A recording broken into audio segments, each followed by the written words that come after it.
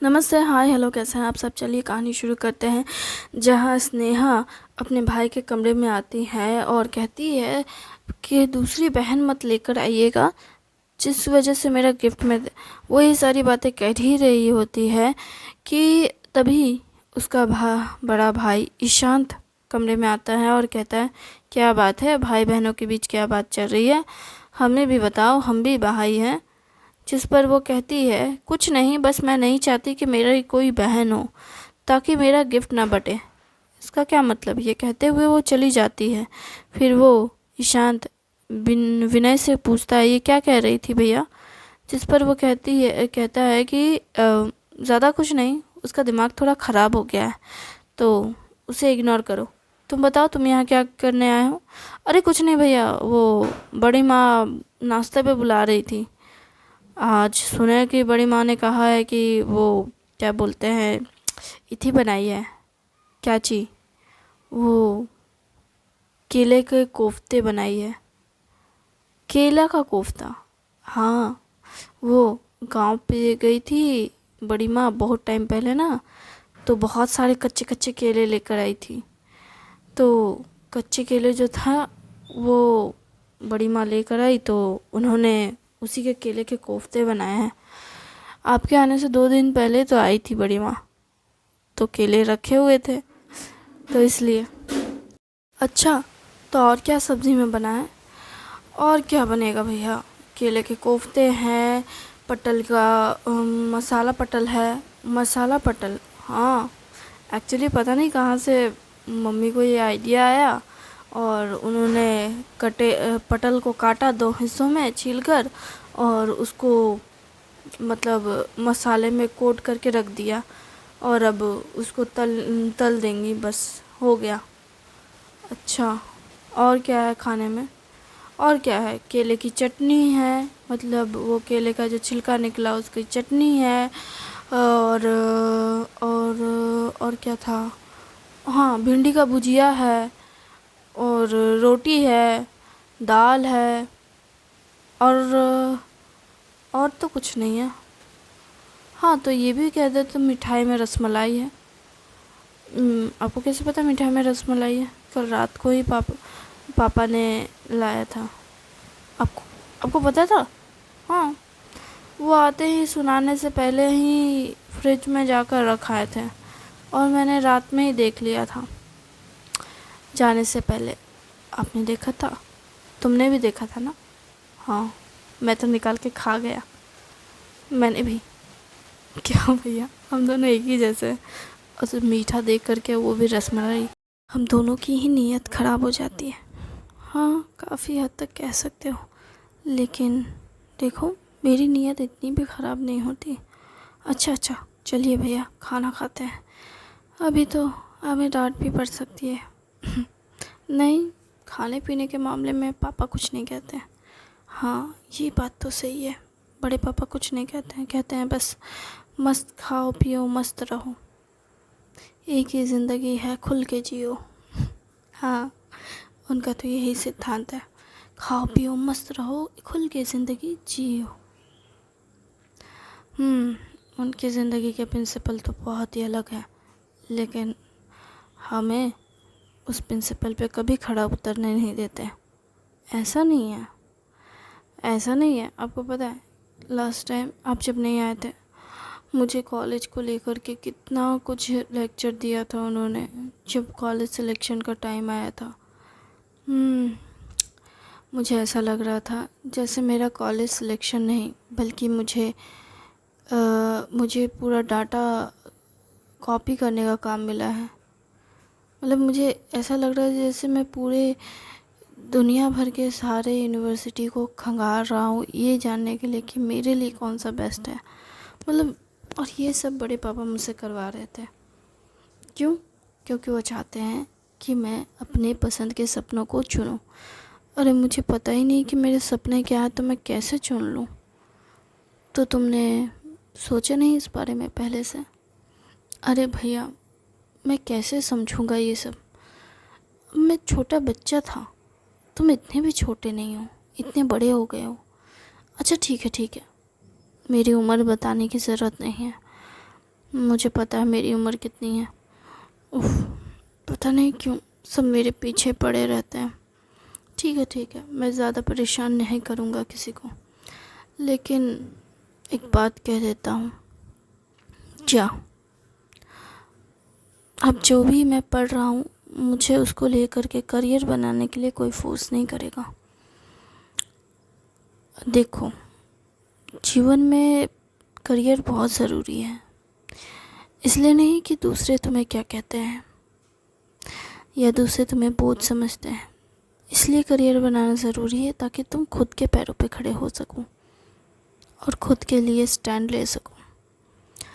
दूसरे तुम्हारे लिए स्टैंड ले, इससे अच्छा है कि तुम खुद के लिए स्टैंड लेना सीख जाओ। समझ आई बात? अगर बात समझ आई तो खाना खाओ और इस बारे में सोचो। अभी कॉलेज ख़त्म नहीं हुआ है तुम्हारा। कॉलेज ख़त्म होने से पहले अपने करियर का फ़ैसला करना सीख लो, क्योंकि इसके बाद तुम्हारे लिए बहुत सारे कंपटीशन के दरवाज़े खुल जाएंगे और वो सफ़र इतना आसान नहीं होगा। पता है भैया कि सफ़र इतना आसान नहीं होगा। तो अगर सफ़र आसान नहीं होगा तो सफ़र को ठीक से पूरा करने के लिए मेहनत भी ज़्यादा करनी पड़ेगी। अच्छा, तुम भाइयों के बीच क्या बात हो रही है? वो तब तक पहुंच चुके थे खाने के टेबल तक। तो उसकी माँ ये पूछते हुए कहती है, खाना खाओ, बाद में भाइयों की बातें चित होती रहेगी। तुम्हारी बातें देखकर और तुम दोनों का बॉन्डिंग देखकर ऐसा लग रहा है जैसे तुम्हारे पापा और तुम्हारे चाचा को मैं देख रही हूँ। क्या मतलब? तुम्हारे पापा और चाचा दोनों ही ऐसे ही थे। जब तुम्हारे चाचा अपने करियर को लेकर समझ नहीं पा रहे थे तो वो भी ऐसे ही लेक्चर देते रहते थे तुम्हारे चाचा को। और अब तुम दोनों की बारी है। लेकिन मैंने तो अपना करियर सेट कर लिया है, इसलिए तो तुम्हें अब कुछ कहते नहीं है वो, पर इसको सुनना तो पड़ेगा। हाँ बड़ी माँ, चलिए मुझे खाना दीजिए। केले के कोफ्ते हैं, अच्छे बने हैं ना? स्मेल से तो लग रहा है कि बहुत टेस्टी है। हाँ, गंध तो अच्छा ही है, लेकिन माँ ये क्यों बनाया आज? क्योंकि केले ख़राब हो जाएंगे, उससे अच्छा है कि मैं इसे बना दूँ। अच्छा ठीक है, लेकिन मुझे ये पसंद नहीं। तुम्हें खाना पसंद नहीं? नहीं, मुझे केले की सब्ज़ी पसंद नहीं है। एक बार टेस्ट करके तो देखो, अलग तरह से बनाई है मैंने, तुम्हें अच्छी लगेगी। हाँ, अच्छी शायद भी लग सके, क्योंकि केले का तो मैंने सिर्फ ऐसे कट के सब्ज़ी खाई है। ये नई डिश पहली बार देख रहा हूँ। लेकिन माँ मुझे चुपचाप खाना खा। अच्छा ठीक है भैया, बड़ी माँ के सामने खाने के मामले में चूज़ी मत होइए, वरना बड़ी माँ आपको चूज़ी की जगह चूज़ा बना देगी। क्या बोल रहा था तू? कुछ नहीं बड़ी माँ, मैं कहाँ कुछ बोल रहा होता। मैं तो बस भैया को खाना खाने के लिए कह रहा था कि भैया खाना खाइए। खाना नहीं खाइएगा तो उपास रह जाइएगा। सही कहा, जो खाना नहीं खाएगा वो उपास रहेगा। मैं किसी के लिए कोई डिमांडिंग खाना नहीं बनाने वाली। अगर किसी को खाना है तो शादी करो, अपनी बीवी लाए और उससे डिमांड करें। वैसे तो ये करना गलत बात है। तुम्हारी चॉइस, तुम्हारी डिमांड है तो तुम खुद ही करो पूरा। मेरा तो यही मानना है। सही कहा बड़ी माँ, इसलिए तो बड़े भैया खाना बनाना सीख चुके हैं। ये खाना बनाने में बहुत अच्छे हैं और ये अपनी चूज़ीनेस अपने तक ही रखेंगे। ये भाभी को परेशान तो कतई नहीं करने वाले। क्यों? अगर मैंने किया तो क्या हो गया? अगर तूने उसे परेशान किया तो याद रखना, अगर वो इस परेशानी से खुश है तो ठीक है, लेकिन अगर तेरी नौटंकी से वो दुखी है तो याद रखियो, तुझे किचन में सबके लिए खाना बनाने के लिए घुसा दूँगी और 1 महीने तक तू किचन में खाना बनाएगा। चाहे तेरा काम हो या ना हो, हमको घंटा फ़र्क नहीं पड़ता। सुबह उठ करके तू सबके लिए ब्रेकफास्ट बनाएगा और रात को डिनर भी तू ही बनाएगा। माँ, आप मेरी माँ हो ना? आप मुझे इतना काम दोगी? क्यों? अपने लिए काम करता था तो नहीं होता था? अब पूरी फैमिली के लिए करना पड़ेगा तो प्रॉब्लम है? नहीं माँ, लेकिन फिर भी ये करने की ज़रूरत नहीं है। मैं अच्छे से काम कर लूँगा, आप फिक्र मत कीजिए। मैं फिक्र वैसे भी नहीं कर रही हूँ। मैं बस इतना जानती हूँ कि देख, कोई भी चीज़ तब तक सही है जब तक कि सामने वाले की मर्ज़ी है। अगर मर्ज़ी ना हो तो उससे काम क्या, कुछ भी उससे नहीं करवाया जाए ना चाहिए। कई बार इंसान अपनी मर्ज़ी ना होते हुए भी कुछ चीज़ें कर लेता है ताकि सामने वाले को खुशी हो, लेकिन इसका ये मतलब नहीं कि हर बार वो इंसान सामने वाले की खुशी के लिए अपनी खुशियों को कॉम्प्रोमाइज़ करे, अपने सपनों को कॉम्प्रोमाइज़ करे। इसलिए ऐसा कुछ मत करना जिससे कि सामने वाले को तकलीफ़ हो। ठीक है माँ, मैं जानता हूँ, मैं जानती हूँ कि तुम सब जानते हो, सब समझते हो, पर फिर भी मैं तुझे समझा रही हूँ। ठीक है माँ, मैं आपकी बात समझ गया और मैं गलती दोबारा नहीं करूँगा। ये ऐसा ही होना चाहिए। गलती दोबारा दोबारा दोबारा कभी नहीं होनी चाहिए। ठीक है माँ, मैं समझ गया। वैसे माँ, क्या आप मुझे वो दे सकती हो क्या, वो सब्जी? क्या तुम्हें अच्छी लगी? अच्छी लगी। ठीक है, और लो। वो सब्जी उसकी थाली में देते हुए दे परोसने लगती है और कहती है खा लो। और उसके बाद सभी लोग फिर अपने अपने काम पे निकल जाते हैं। काम पे जाने के बाद, सबके जाने के बाद, उसकी माँ और चाची दोनों ही बैठती है और खाना खाते हुए हंसी मजाक कर रही होती है। तभी उसकी चाची कहती है, अब लगता है कि हम दोनों के जगह के साथ एक और इंसान बैठेगा।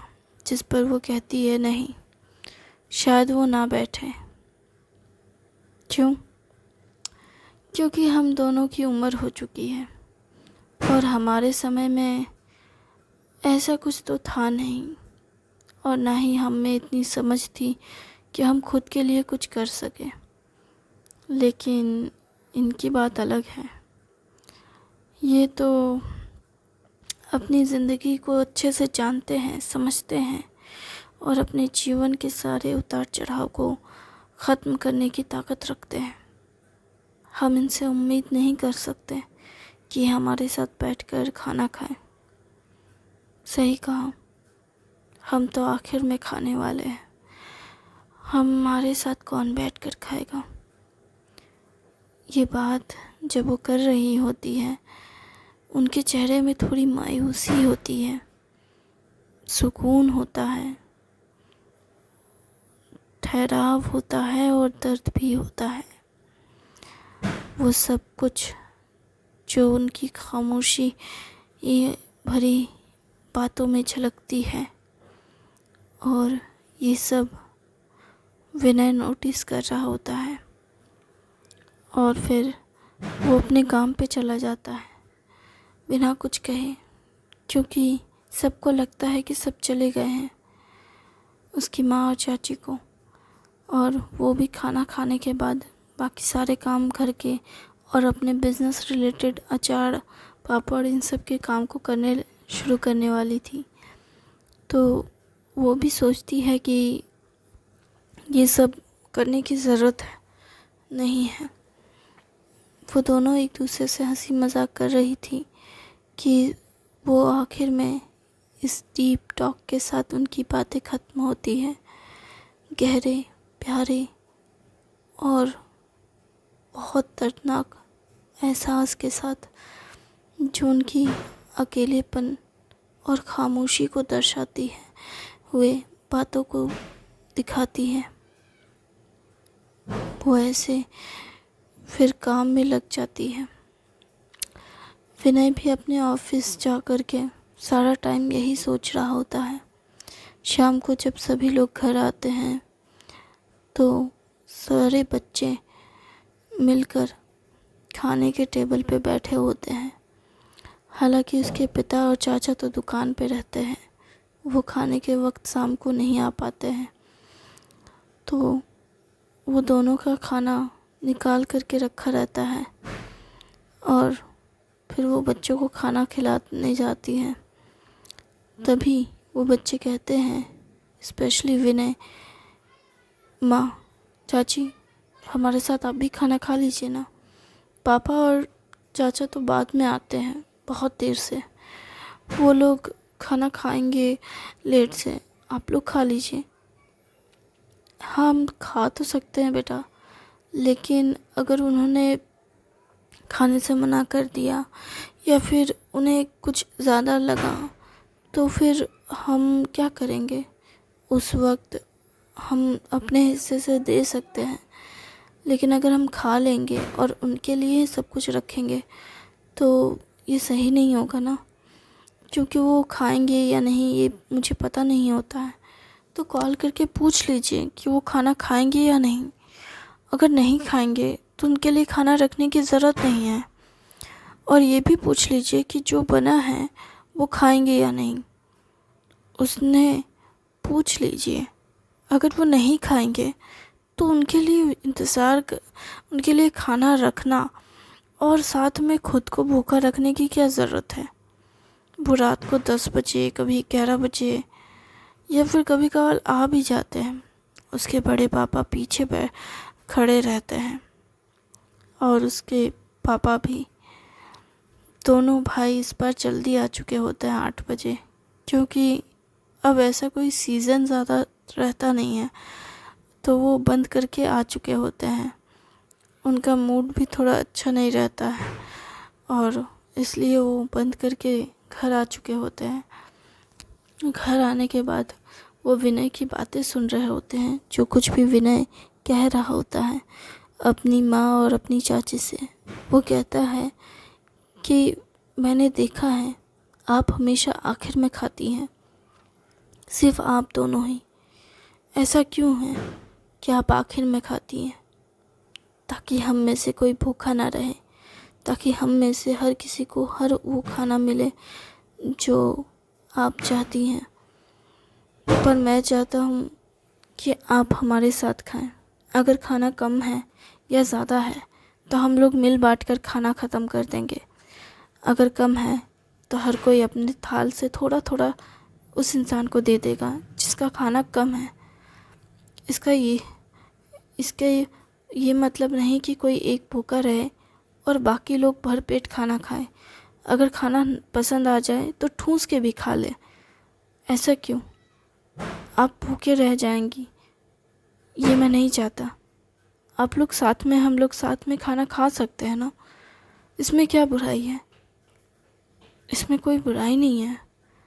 तो फिर अगर इसमें बुराई नहीं है तो कुछ लोगों को पहले खाना खिलाना और बाद में खुद को खाना खिलाना ये क्यों ज़रूरी है? हम साथ में भी तो खा सकते हैं ना, और हम साथ में खाकर खुश भी रह सकते हैं। फिर आप दोनों ही आखिर में क्यों खाएं? अगर आखिर में खाना ही है तो हम बच्चों को पहले आखिर में खाना चाहिए, क्योंकि आप बड़े हैं, बड़ों को पहले खाना खाना चाहिए। आपके हिसाब से कहा जाए तो अगर आपके हिसाब से बड़े पहले खाते हैं तो पापा और मम्मी दोनों को पहले खाना खाना चाहिए और हमें बाद में। तो फिर हम पहले क्यों खा लेते हैं? विनय के पिता विनय की इस बात को सुनकर बहुत खुश होते हैं और पीछे से आवाज़ देते हुए कहते हैं, तो चलो सब साथ में खाना खाते हैं आज से, अभी से और अपनी पूरी लाइफ टाइम हम लोग सब साथ में खाएंगे, चाहे सुबह का समय हो या रात का समय हो। वैसे भैया सच में रात में थोड़ा मुश्किल है रात में सबके साथ खाना। वैसे हाय हेलो, कैसे हैं आप सब? आपकी दिवाली अच्छी गई होगी, मैं उम्मीद करती हूँ आप हमेशा खुश रहें, स्वस्थ रहें और हमेशा मज़े में रहें।